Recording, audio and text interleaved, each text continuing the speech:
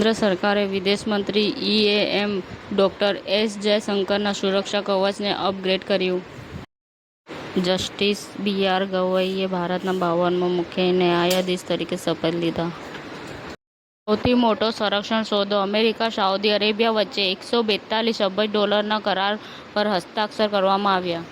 પ્રધાનમંત્રી શ્રી નરેન્દ્ર મોદીની અધ્યક્ષતામાં કેન્દ્ર મંત્રીમંડળે આજે ઉત્તર પ્રદેશમાં સેમિકન્ડક્ટર યુનિટને કેબિનેટ મંજૂરી આપી.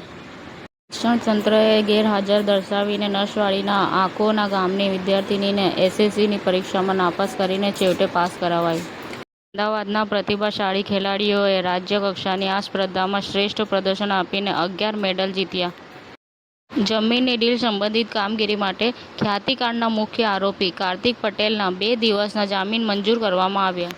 નસવાડી નગરમાં જિલ્લા આરોગ્ય શાખા દ્વારા ખાણાપીણાની જગ્યાએ સ્વચ્છતા અંગેની ચકાસણી કરાઈ. રેબનના મોટા ગ્લાસીસનો ભારતમાં પ્રવેશ, મેટા AI ઇન્ટિગ્રેટેડ સાથે અને અસંખ્ય સ્ટાઇલની મલ્ટિપલ સ્ટાઇલ ઓફર સાથે ભવિષ્યનો અનુભવ કરાશે.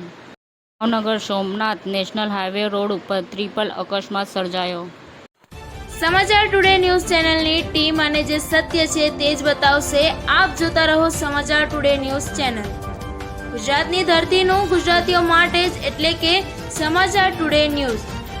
અમારી સમાચાર ટુડે ન્યૂઝ ચેનલને લાઈક કરો, શેર કરો અને સબસ્ક્રાઇબ કરો અને જોડાયા રહો સમાચાર ટુડે ન્યૂઝ ચેનલ સાથે. મળશે દરરોજ ઇનામ જીતવાની તક. અમારા સભ્ય બનો, જોડાઓ અમારી સાથે.